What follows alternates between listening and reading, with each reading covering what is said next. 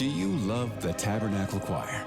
This year, the choir's music is everywhere you are. Listen to your favorite choir songs and music and the spoken word anytime you want on Alexa by simply enabling the skill. Alexa, play music in the spoken word. Now playing music in the spoken word. You can also download the Tabernacle Choir app, subscribe to the choir on YouTube, listen on Spotify, and have access to all their wonderful music. Happy listening. And the Utes, Cougars, and Aggies. When it comes to sports in Utah, we've got you covered. This is Scotty G and the coach, Tim LaCombe, presented by Mountain Land Supply on 97.5, the KSL Sports Zone. 97.5, the KSL Sports Zone. Scott Gerard, the coach, Tim LaCombe. Hope you're all having a tremendous day. We are live up here in Logan. It's Pac-12 day, first day of the Pac-12 conference for Utah State. We'll talk to a lot of people about that coming up a little bit later on the show. But the biggest headline of the day by a long, long mile is, of course, the Jazz losing out on Kessler. He will be traded to the Lakers, a 4-year $140 million contract, about $33 million per season over the next 4 years. Joining us now to break it down, Ben Anderson. You hear him every day from 2 to 6, but also Jazz Insider on KSLSports.com. Ben, how surprised are you by all of this? I'm pretty surprised. The number is not enormous for Walker, but clearly too rich for the Jazz to decide that they wanted to match. And then the big haul coming back to the Jazz. But this feels like a weird kind of veer compared to where the Jazz probably thought where they were going to be. Yeah, I mean, in my mind, Ben, and you and I had talked as we pass each other every day. I thought up to mid-30s, and even if you had to do it this year and figure it out. But I think one thing I was trying to process is they've got to re-up Keontae next year. It was going to be dicey. Does this just kind of give them the ability to just lean into that now from that standpoint in terms of team building? Yeah, I mean, I think Keontae obviously becomes a priority, and who knows, maybe they even try and get that deal done now this summer if they want to avoid what just happened with Walker Kessler. True. And realize how difficult restricted free agency can be, even though it really does favor the teams that have the players, which is why the Jazz ended up getting 2 first-round picks and 2 swaps out of this. But no, I had assumed Walker would be back. I kind of thought at some point they would settle with like a 3-year, $100 million deal, which is actually richer per year than what Walker ended up getting. But, I think all signs point to the Jazz having a pretty firm line. I think they were willing to structure the deal that they had offered, that 5-year, $137.5 million deal, in some different ways. But certainly seems like Walker wanted more per year, and the Lakers were willing to give it to him, and the Jazz weren't. And that's why we are where we are today. Let's talk about the compensation, though. The Jazz get 2 unprotected first, a couple of pick swaps, so essentially 4 first-round picks. That's a pretty good haul considering he hasn't played a lot over the last couple of years, and he's still very young in his career. I'm not that worried about Walker's health. I mean, so much of it was because the Jazz were trying to tank games, and then last year he thought this surgery was to improve his performance. He thought he was being held back because of the shoulder injury. So that's, good news if you're a Lakers fan. You hope that there is more to Walker. And the reason why the Jazz wanted to sign him to a 5-year deal is they thought by the end of this 5 years he was going to be an excellent player, and they were really going to be able to develop him. So I wouldn't worry as much about that. But what I would worry about if I was a pessimistic Lakers fan right now is, they have no tradable picks now. They have 1 swap they can trade now coming up, I think, in 2032. But you can't trade your pick because they now already traded 2031 and 2033, and you can't trade consecutive picks. So this is their roster. This is the team. They do not have flexibility really to go out and make a lot of other moves using any draft picks, which is exactly where the Mavericks found themselves with Luka, which was a really difficult spot to be in and why they ultimately ended up trading him. And the Jazz are betting that this is far enough out that, Walker's contract has expired. Who knows what Luka's going to be or where Luka's going to be at that point. So the Jazz feel like that must be a good opportunity for them, and they maintain a lot of flexibility. Again, much easier to sign Keontae George today than it would have been had they retained Walker Kessler, and they have refilled the draft assets that they lost mostly in the Jaren Jackson Jr. trade. So I think now I've written the article, the Jazz have like 10 firsts between now and 2033. Again, they're kind of back to being asset rich. Now the advantage is they have Jaren Jackson Jr. and Darren Peterson, and that's not where they were last summer. So that's advantageous, but they do not have a starting center. They do not have kind of a legitimate rim protector. And, Jusuf Nurkic is a good player. He's not a rim protector. Kyle Filipowski coming off the bench is a good player. He's not a rim protector. And Jaren Jackson Jr. has proven throughout his career he's not a center. And centers are hard to get right now, which is why the Lakers paid that huge price. So I suspect everyone leaves this a little bit hurt because of the price the Lakers paid, because the Jazz lost the center, and also everyone's happy because Jazz, have all this flexibility now, and the Lakers are happy that they did get somebody to pair with Luka Doncic in the front court. So do you think Walker can guard all the other guys' guy? Is that kind of the plan, it sounds?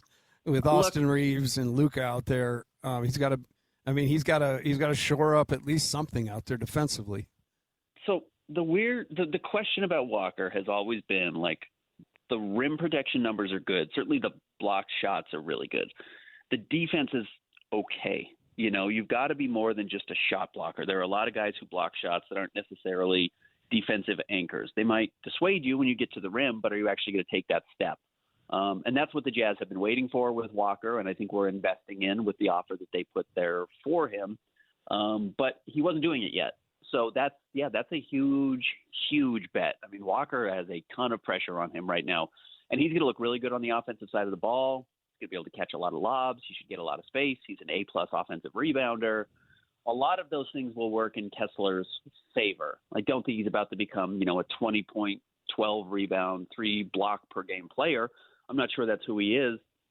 And I don't know if the Lakers are on the verge of becoming, a top 10 defense in the NBA. So that's where this does get a little bit dicey for the Lakers is actually how good can Walker become as a full-on defensive force. He's not Rudy Gobert. He's not certainly Victor Wembanyama, who by himself brings you a top 10 defense. That's not who Walker's been yet, but he still may be able to get there. He's only 24 years old. All right, Ben Anderson, Jazz Insider, KSLSports.com, and, of course, hosts our afternoon show with Jake Scott. So, Ben, let's talk alternatives now for the Utah Jazz. Sure, you got your haul of draft picks, so you've got assets, but how do you see the Jazz trying to fill out this roster, not just with bodies, but you got to go out there and find a starting center somewhere. Where do you pull from? Yeah, I had thought Mitchell Robinson, and then I saw that deal get done this morning, and I thought, oof, this is getting thin. I mean, it's 3 teams competing for 2 players, really, and that was the Lakers, the Jazz, and the Pistons between Walker Kessler and Jalen Duren. And I was in the process of tweeting, like, someone's going to miss out on a player here. Someone's just not going to have a starting center, and you probably don't want to be on the wrong end of that. And right now, that's the Utah Jazz. So where do you go from here? It's pretty dicey. I mean, it's not very plentiful. If it was plentiful, other teams would have gone out and just filled the spots easily. One name I would keep an eye on potentially is Daniel Gafford from the Dallas Mavericks, but that's kind of contingent on whether or not Derek Lively, who you remember the Mavericks traded up and drafted in the 2023 draft, maybe it was later than that, who's a good starting center when he's healthy. He's just never healthy. He's out of a walking boot, but apparently he can't run or jump right now. So if he's not ready to play this season, they're probably not giving up on Daniel Gafford as their backup center. And then you just don't really have anyone. So, I'm sure the Jazz have walked through this and they have their contingency plans and they know where to look. But that would be the name I would look at. It's where I thought the Lakers would go if they missed out on Walker Kessler and Jalen Duren. But again, it's contingent on whether or not Derek Lively is healthy. And maybe the Jazz just say, we're going to keep our powder dry. We're going to go into the season without, that true rim protecting 5. And see what it looks like, and then when the market softens up, which it should, this is a good seller's market for centers. This is a bad buyer's market right now. Clearly, with the price that Jalen Duren's going to get, which Walker Kessler just fetched from the Lakers, that will ebb and flow, and eventually it will be a little bit more plentiful, and you probably won't have to pay this type of price for a starting center. You just got to figure out how good Walker Kessler actually is. I guess the one thing because I'm sure everything is, the world is over and the sky is falling. One thing to remember, I don't think the Jazz plan, as much as they'd like to, I don't know if they were going to win the championship this year. So there was always going to be some tweaking to the roster. And I think, Ben, you make a great point. One of the other things that they may do, or maybe asking you this question, do you anticipate maybe addressing some of the other issues now with some money, like the toughness issues, actually go identify and get involved with a couple of free agents that could help you in other areas. Yeah, and I'm a little surprised we haven't seen anything from the Jazz yet at that point. We'll see where they pivot now. I think that this was the big domino that had to fall, whether Walker was coming back or not, before they started addressing some of their other problems. But even some of the other names that had kind of been talked about with the Jazz, whether it was Dean Wade or I think DeAnthony Melton just signed back with the Golden State Warriors a few minutes ago, like some of those names to address some of the issues the Jazz have are off the table. So, yes, they can still now go and address other issues. And bigger picture, I mean, in all honesty, if the Jazz had signed Walker Kessler, I know people were thinking, oh, what happens with Keontae George? Is he around? I was looking at, like, what happens with Lauri Markkanen. Like, you're probably shedding a $30+ million contract somewhere if Walker comes into the fold, and I don't think you're getting rid of Jaren, and that only leaves Lauri Markkanen. Like, at some point, the Jazz were going to have to address that issue of how expensive they were going to be. Now maybe you don't. You know, maybe you go and get a $20 million center or a $25 million center somewhere that's a little easier to navigate. You know, you asked me what options could the Jazz have. Like, the Milwaukee Bucks clearly are not trying to win. They don't need a starting center right now, and they did just trade for Khalil Ware from the Miami Heat. Like, does Miles Turner become available? And he's not a top-tier center. He was the starting center on a finals team not too long ago with the Indiana Pacers, but he makes $27.5 million. Is he available in a trade for a first-round pick or those types of options? So I'm curious how aggressive the Jazz are to fill this specific need. And if not, do they even feel like they need to spend like real money elsewhere, or are they trying to get guys on veteran minimums? Are there possibilities on this trade to evolve it into a 3-team trade that might bring a player back for the Jazz?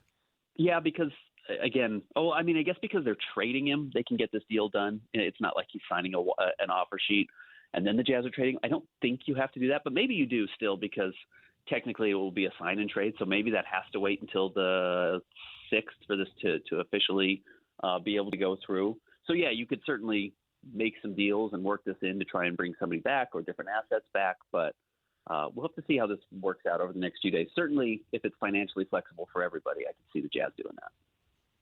Having been involved, with the team, being close and talking with Walker often, through the years, do you sense, like, I remember when he came into that press conference last year, really disappointed at the beginning of it. He handled it great, but you could see disappointment. Do you feel like part of this, because on the face value, the money looks right, but there's got to be some nuance behind the scenes here too. This was never like the happiest marriage. I don't know all the details. Walker's camp has always kind of been pushing for something a little bit different. And I don't know if that's different with the Jazz. I don't know if that's a different team. I don't know if that's a different role. There has always been he's always been a little bit more of a squeaky wheel, I think, than people realized. And that doesn't mean Walker's a bad guy, but someone in his camp, and I don't know if it was an agent. My understanding is it wasn't an agent. It was somebody else. It's kind of always been a little bit wanting Walker to do something different. And so I'm not sure that's ever been like, oh, wow, perfect fit. Walker wants to be in Utah. He's perfect for the culture here, whatever that means. That was never truly the case, in all honesty. And I don't just mean because he's a white guy, honestly. I don't mean that. It was just like the buy-in. The Jazz had a very serious talk with Walker Kessler early in his career, and he's still early, but like on how to avoid becoming like a Luke Cornett. Like, your potential is really there, but there has to be maybe a little bit more buy-in, a little bit more try hard early in his run. And I think he bought in. I mean, he had a very good third year. He had a terrible second year. But there has always been, I don't want to say competing forces, but a little bit opposite ends of the magnet. It felt like to me it was just never fully bought in, kind of on either side. I always sensed a little bit of skepticism from Will Hardy about what Walker was doing and lauding Walker Kessler. And they really liked some of the things, and it always seemed like maybe there was a couple of things they wanted more of, which is the case with every young player. But I think the best way to put it was, I'm just not sure it was a perfect marriage always. And that goes back to very early in his career.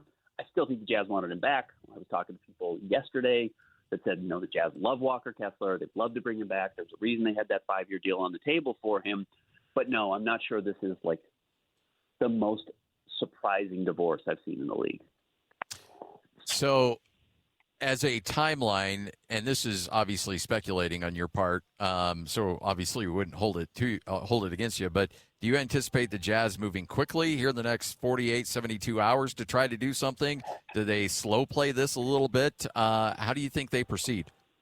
I would bet they have a couple of moves up their sleeve. Now, that might not be for a center. Maybe you just bring Kevin Love back. Not that I think Kevin Love's going to be playing a whole lot, wherever he winds up. But I'm sure the Jazz, talking to everybody, is that they're very good with contingency plans. They knew this was a realistic possibility last year when they didn't give him a contract extension, and they had a number I'm sure they were comfortable with, and where to move from there. Again, I look at the Mitchell Robinson deal and think the fact that came down with the Boston Celtics, and then the Laker trade came right after, means I wonder if everybody was kind of talking, figuring out where Mitch Robinson wanted to go, if he would take that full mid-level exception to go to the Lakers or go to the Jazz or whatever. I honestly have no idea. That's pure speculation on my part. But sometimes those things start to feel a little bit tied together when they happen that closely. So I would bet the Jazz have some contingency plans, but you can't make something out of nothing. There's just really not a lot of easy options out there. Do you mess around a little bit with restricted free agency and take a look at Duren? I don't think so. I think the reason the Lakers ended up with Walker is probably because Jalen Duren was not going to be available for a trade, and I don't know why the Pistons would ever let him get away. They're not in financial straits. He is their second best player. I know he had a terrible playoffs. They want to get a deal on him. They actually played this game of chicken and won, right? Like now Jalen Duren doesn't have a ton of leverage unless he does really want to go play for the Sacramento Kings in a sign and trade. Maybe that then ends up being what happens. Again, it's a seller's market for centers. It is not a buyer's market. You have to pay a very high price to get these guys. But I don't think the Jazz would go that aggressive. I saw this tweet from Kevin O'Connor, and honestly, after I processed it, I kind of thought the same way. LMAO, wow, the Jazz make out like bandits here. 2 firsts and 2 swaps. You got to be kidding me. All that said, Walker Kessler is healthy, and I do feel fit for Luka. But here's the piece, and Ben, this is what it comes down to. You got to make these tough decisions. But man, what a high price to pay, huge risk. And I don't know that it's a huge risk, but I think when you're trying to piece together a championship, this is where sometimes corners don't meet, and you have to make a decision. I was skeptical of the Lakers trying to get Walker because they're committing to their big three being Luka Doncic, who's a legit number one, Austin Reeves, who is a very good offensive player, is a terrible defensive player, and then Walker Kessler is like your third. And I'm just like, that's a little rich for me for your second and third guy. So I was always a little skeptical the Lakers would go all in for Walker, but clearly they did. So along the lines of what Kevin O'Connor and I saw Ricky O'Donnell from SB Nation gave the Jazz an A+ and gave the Lakers a D. Like the Lakers are not getting rave reviews for this move because of some skepticism, I think, of who Walker is and how much they paid. It's a lot. I mean, there's just no question it's a lot. This is the Lakers team. This is what they are banking on being a unit that's good enough and puts a lot on the pressure on the shoulders of Luka, of Walker, of Austin Austin Reeves. And then, man, the hard part of this, and this is honestly a hard part for Walker that he's going to have to deal with. It's not his fault, but they had to say goodbye to LeBron James. You have to say goodbye to LeBron James to clear the money to bring in Walker Kessler. Like, hey, wow. Have a good time. LA's great. I recommend the sushi spot. Look, it's not how Walker's agent's going to want to paint it. Walker's going to want to say that that's not what happened, but in a way that is what happened. Like you couldn't get Walker unless you renounced LeBron.